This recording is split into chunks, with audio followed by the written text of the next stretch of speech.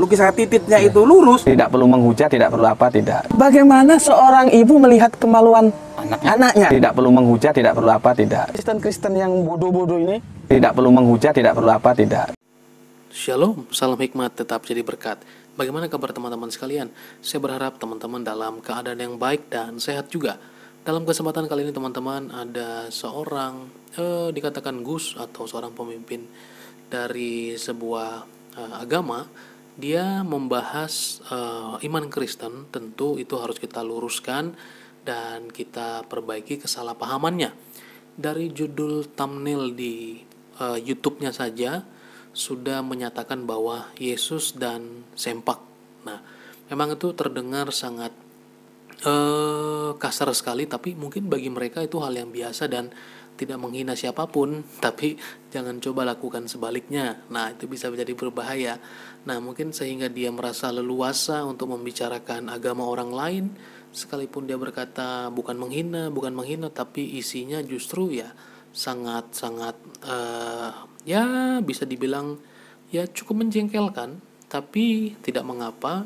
Kita akan coba untuk meluruskan kesalahpahaman beliau. Gus Bentik atau Subandite Sukoco ini adalah seorang ya pendakwah Islam, mungkin seperti itu. Saya tidak katakan apologet karena di dalam Islam sendiri tidak ada istilah apologet, dan istilah apologet tidak muncul dan tidak ada di istilah bahasa Arab. Dan dia memberikan titel pada namanya begitu bangga sekali bersama dengan kawannya, berkata bahwa dia seorang kristolog. Luar biasa nih ya. Dia berkata dia seorang kristolog. Nah, dia harus paham sebenarnya apa itu kristolog. Dan bagaimana mungkin dari Islam muncul seorang kristolog? Tidak mungkin. Karena kalau mungkin ada, mereka tidak percaya kepada Kristus. Mereka percaya kepada Isa Al-Masih yang mereka sebut sebagai nabi. Ya Isalog dong. Bikin aja sendiri. Kenapa bangga sekali menggunakan kristolog gitu ya? Harus ada pada titelnya kristolog.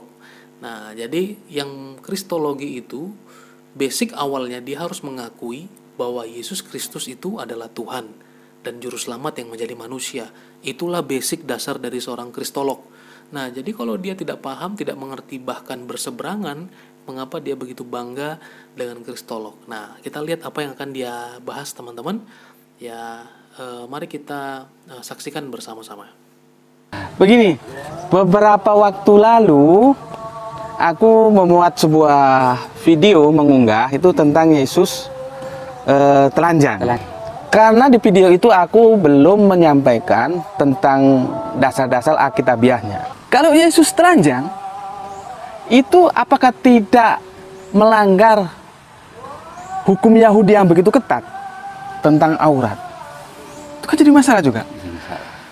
Sementara kita tahu bahwa Nasrani dan Islam itu harus mengakui bahwa hukum Yahudi itu lebih ketat loh dari hukum-hukum kita. Itu rinci sekali gitu. Seandainya Yesus itu sudah tersalib dengan seperti yang apa kita lihat sekarang, yang secara etika dia sudah pakai ditutupi, apakah itu sudah memenuhi kriteria hukum Yahudi? Sementara kita tidak tahu batas-batas auratnya sampai mana. Kalau Islam itu jelas batas dari perut sampai lutut. Meskipun ini tertutup, tapi kalau ini nampak itu tetap aja aurat. Ibunda Maria, Maria Magdalena dan Maria yang lain itu ada di bawah salib Yesus. Ibunda Maria, Maria Magdalena, Maria yang lain di bawah salib Yesus. Bagaimana seorang ibu melihat kemaluan anaknya? Kan itu jadi masalah juga.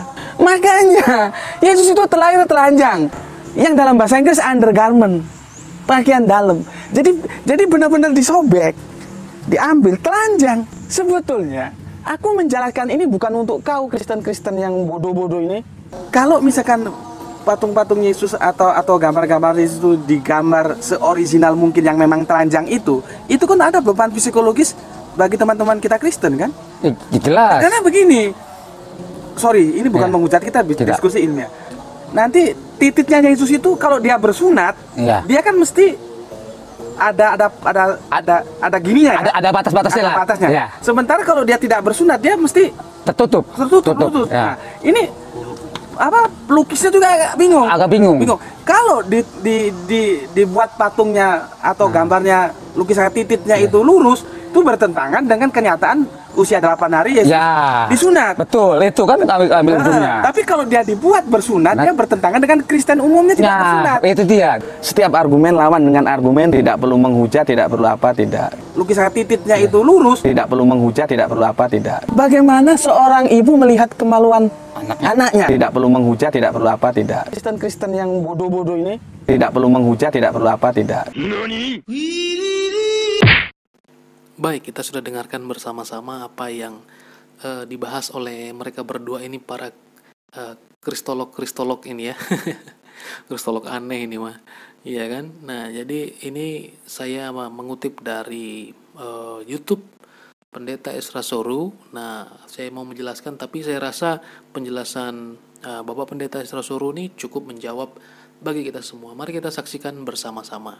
Kalau kita lihat gambar-gambar Tuhan Yesus itu ya, yang disalibkan itu kelihatannya ada semacam kain ya, yang diikat pada pinggangnya, walaupun sangat mini ya, tapi itu tetap diikat di pinggangnya. Nah, tapi apakah memang benar kenyataannya demikian?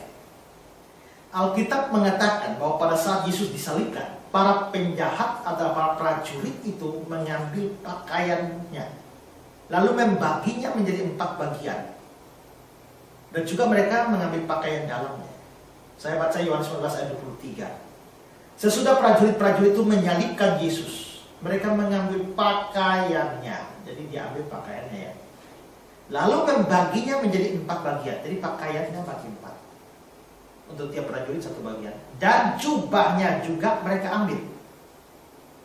Jadi mereka ambil pakaian, mereka juga ambil jubah.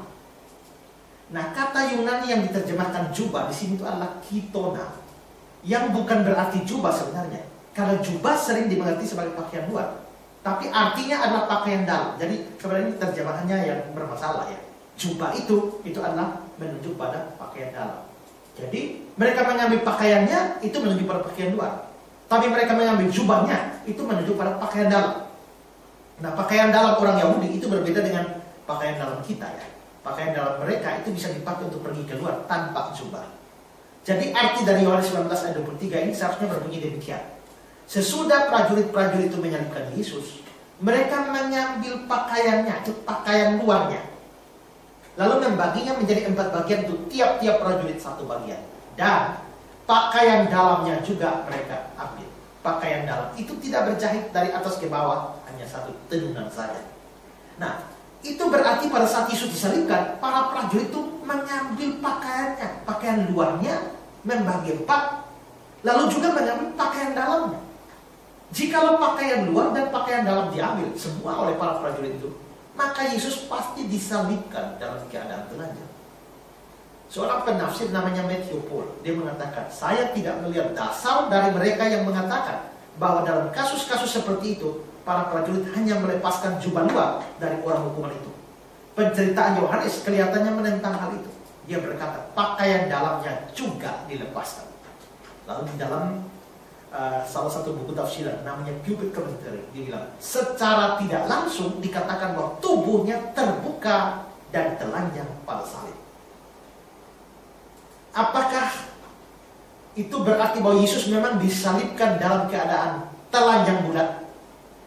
Ataukah masih ditinggalkan sehelai kain untuk menutupi kemaluannya? Tidak ada kejelasan tentang itu ya. Tetapi William Barclay mengatakan bahwa biasanya ada sehelai kain kecil untuk menutupi hanya khusus kemaluan dari orang yang tersalib. Dan seandainya benar demikian, itu tetap dianggap sebagai telanjang. Karena kain untuk menutupi hanya alat kelamin itu sama sekali tidak memadai. Karena itu, dengan tepat juga kita dapat mengatakan bahwa Yesus memang disalibkan dalam keadaan telanjang. Ini jelas sesuatu yang sangat memalukan, di mana dia ditelanjangi dan menjadi tontonan semua orang di muka umum melihat dia. Tapi saudara, justru dari rasa malu yang hebat yang ditanggung itulah kita orang berdosa ini boleh diangkat dan dimuliakan. Dia dihina sedemikian rupa supaya kita boleh dimuliakan di hadapan Allah. Dia ditolak oleh manusia supaya kita boleh diterima di hadapan Allah.